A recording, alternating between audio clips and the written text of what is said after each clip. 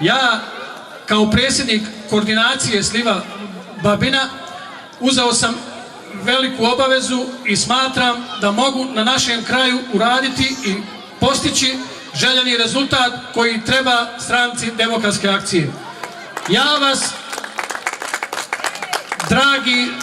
moji mještani, dragi moji građani Seoca,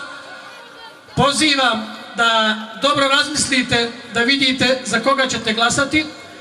iako u zadnjim ovim vremenima znači imamo ljude koji sigurno daju i urađuju neke stvari, ali nemojte zaboraviti ono šta je uradila stranka Demokratske akcije i šta treba da uradi dalje na kantonalnom, na federalnom i na državnom nivou.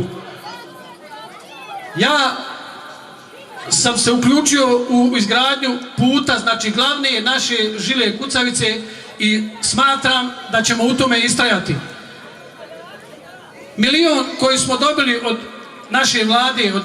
našeg premijera,